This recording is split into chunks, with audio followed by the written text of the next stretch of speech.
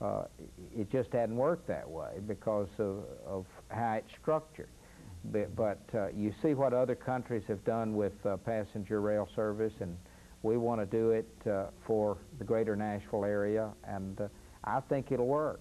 And we've organized people all along the route, all the way from Chicago and Evansville to Nashville, on to Georgia and Florida, and we're very organized, and hopefully we'll be able to bring about fruition and reestablish Amtrak railroad passenger service for Nashville. Very good. Another area of transportation that you're also involved in as a member of the subcommittee, I think, on aviation in Congress has to do with the Nashville International Airport. Why don't you talk about that for a few minutes? Well, I'm on the aviation committee, and you know, we got a first-class airport.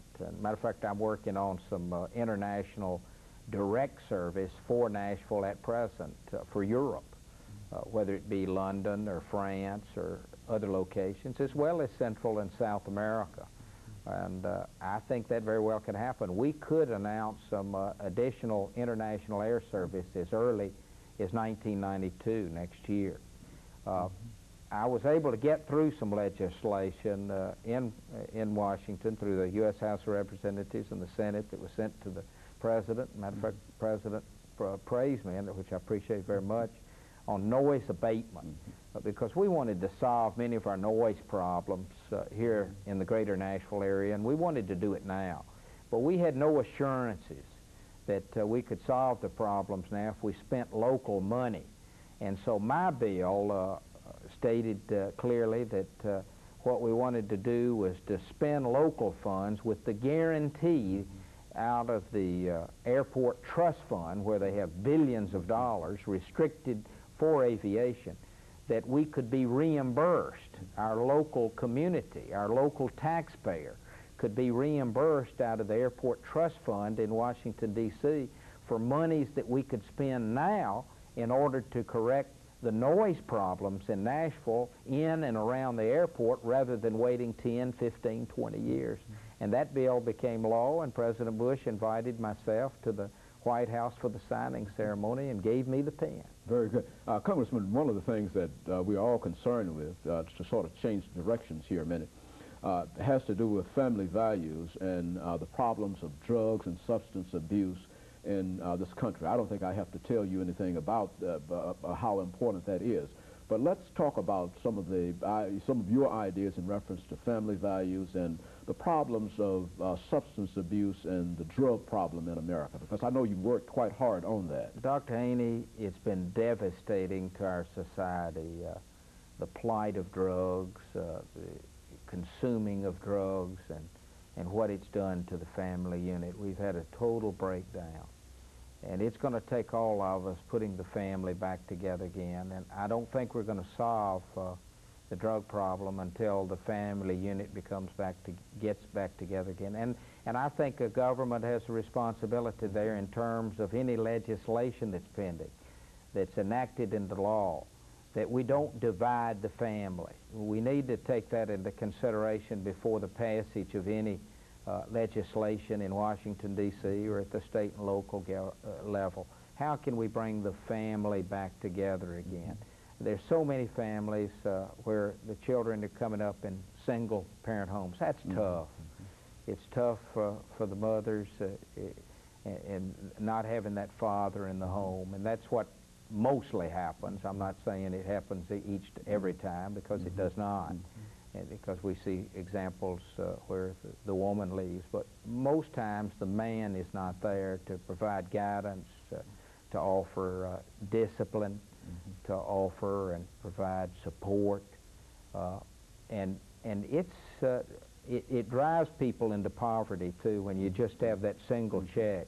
Where if you could get that family back together again, and you have that second or third paycheck, it makes a lot of difference when it relates to so many children that are driven into poverty, not because they ask for it, because of the difficulties at the home. And people have resorted to drugs because of low self-esteem, low self-worth. But I'd like to see us provide some preventive plans and programs, and the easiest and the best way is through education. Education will help us immensely to help resolve the difficulties in the home, because if people have self-esteem and self-worth, not just education, but I'd like to think of some religious values too. Religion does much to help people believe in something other than themselves, a higher power. But it's up to each and every person to be accountable for their own actions, and everyone has to be accountable for their own actions and think about the consequences of the things that they do in their life and how it impacts others. And we've all got to help one another, no matter what our background is or where we were born. We've got to have more focus than we've got today. Very good. Let's talk about politics, Congressman. First of all, let's talk about some of the national problems that we have in terms of our economy. More specifically, our national policy on energy. Having served as a director of the Tennessee Valley Authority, you're very familiar with some of the energy problems that we have, and we feel that you ought to have something of some consequence to say in reference to that. So let's talk about that, and to again talk about the national economy in terms of the allocation of resources. I think that you've made a number of criticisms in reference to the S&L bailout, and so we'd certainly like to talk about that.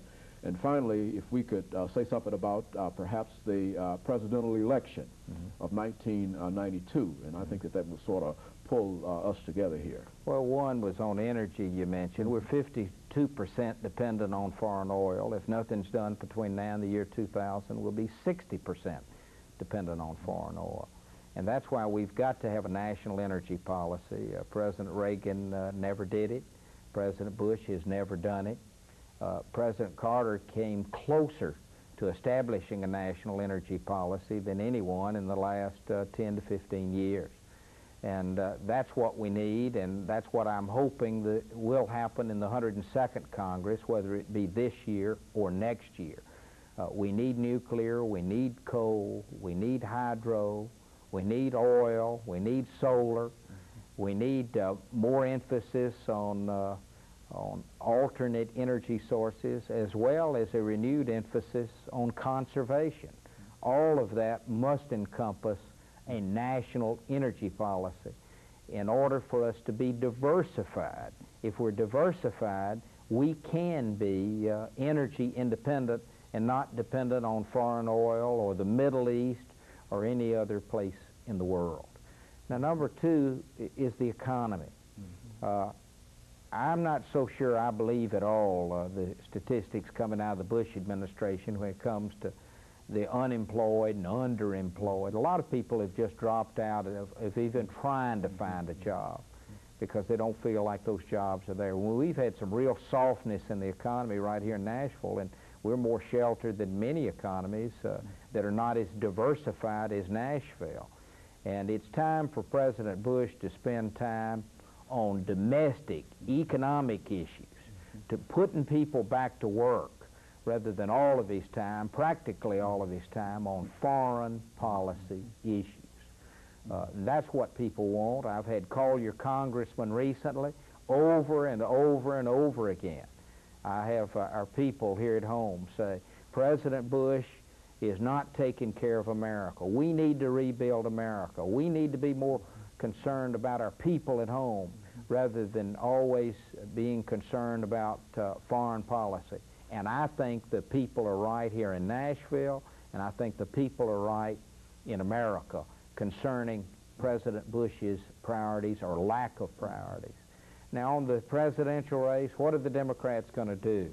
I think that's a good question. I think it's disappointing that Senator Gore did not seek the presidency. I think this was a real opportunity for him in 91, 92 to seek the presidency, but I understand his son had a serious accident and almost lost his life, and he wants to give some priorities to his family. But I think he had a real opportunity to